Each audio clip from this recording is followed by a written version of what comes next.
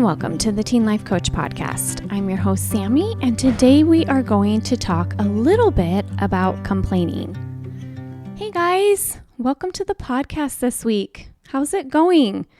Today, I wanted to talk a little bit about complaining just because I think that this is something that we can all do a better job on. And as I was working on this podcast and figuring out what to say, I actually noticed so much complaining that I do in my life that I didn't even realize I was doing. Okay, so I Googled the word complaining, and the definition that I got was that complaining is the expression of dissatisfaction or annoyance about something.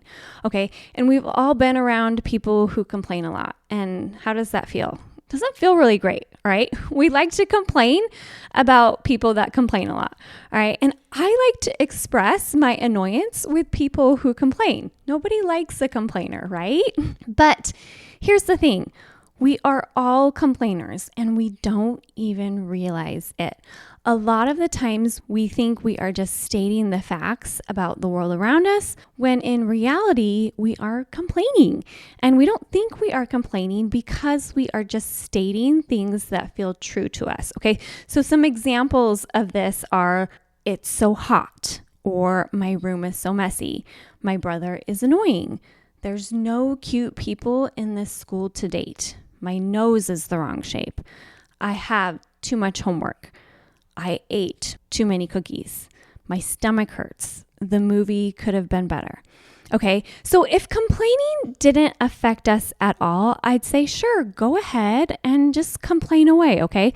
But complaining does affect us, and it affects us in negative ways. Okay, so first, when we complain, we are teaching our brain that nothing is ever good enough the way that it is, all right?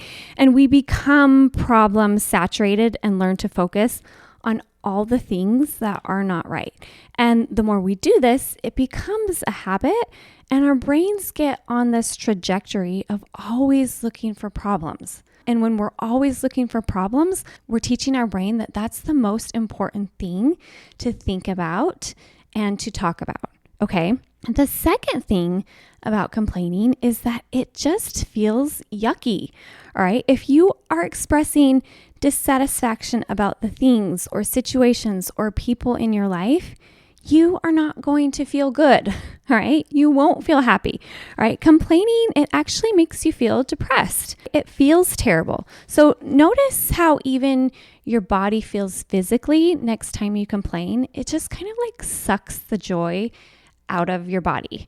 All right. So complaining, it doesn't feel good mentally and it doesn't feel good physically either. All right. The third thing about complaining is that it is so disempowering. When we complain, it puts us in a situation where we are not solution oriented. Okay. So when we complain, we are not at all even thinking of solutions or letting our brain go to thinking about the other possible ways to think about the situation or ways to solve this problem. We stay stuck when we complain. So I am not saying today that you shouldn't complain. All right. If you want to complain, go for it. All right. Just know that complaining gets you nowhere. All right. The other thing I want to mention here is that we cannot control the thoughts that pop into our heads every day. Okay. So we have about 60,000 thoughts every day that our brain will just think on its own. Okay. And a lot of these thoughts will be complaints, which is very normal. All right. Our brains are supposed to be looking for things that are wrong and possible threats to us in the world around us. Okay. So the thing about complaints and the thing about the thoughts that come into our brain is we can choose to grab onto them and give those thoughts attention and hold on to them, or we can choose to dismiss them. Okay, so I kind of like to think of it as like a thought comes and knocks at your door, all right? Like a thought's coming and knocking on your brain, and you open the door and you can be like, you're not coming in, or you can be like, hey, come on in, take a seat, take up some space, enjoy having some time in my brain, okay? Make yourself comfortable, right? Like we get to choose what thoughts we are going to let take up space in our minds.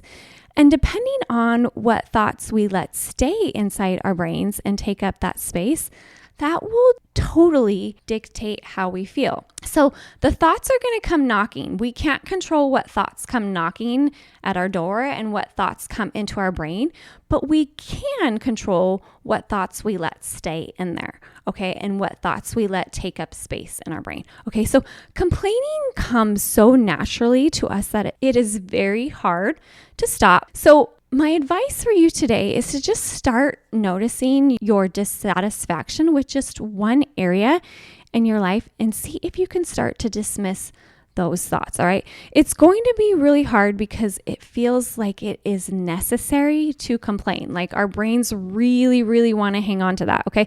So this is just one area that I have noticed for myself that I'm going to start working on. But in the mornings, a lot of times my husband will ask me, he'll be like, hey, how'd you sleep last night? And my response to that is typically something like, I slept okay, or fine, or I'm still so tired, or a lot of times it's like, it wasn't enough, right? It seems like I can never get enough sleep. And those thoughts are really, really easy to grab onto, all right? I actually don't think I have ever told him that I slept amazing now that I'm thinking about it, which if I look at the situation better, I can be like, you know what? I have an amazing, comfortable bed, which I love, and I am so lucky to sleep in it. Not everybody in the world has the opportunity to sleep in a bed like this every night, okay? And even if I didn't sleep really great, I can just say, I love my bed, because I do. I love my bed. It's one of my most favorite places on this earth. And saying that feels so much better than reporting my dissatisfaction or talking about like how my neck hurts or how my husband was snoring, right? Because sometimes he keeps me up. So the question today for you guys is, how can you be more satisfied with the things in your life? And the more we learn to be satisfied with the things in our lives, the happier we are going to be. Okay, so just pick one area, and maybe that's even like when it comes to your brother or one of your teachers or one of your school subjects that you're working on. It can even be thoughts and complaints directed at yourself or at your body or how you look or how you felt about something, okay? It's really easy to complain about ourselves also. And if we complain about ourselves, obviously, we're not going to feel happy, all right? We're not going to feel happy if we're constantly talking down to ourselves or thinking about the things that we don't like about the way that we look. So try not to give those thoughts the attention that they really, really want, okay? The complaints are going to come. They're going to enter into our brain, but it's our job to actually be like, you know what? I'm going to dismiss that thought and choose to think about it a different way. All right, you guys, have a great week, and I will talk to you next week. If you are interested in any of my one-on-one coaching programs for teens and their parents, please visit my website, knowingup.com. That's knowingup.com.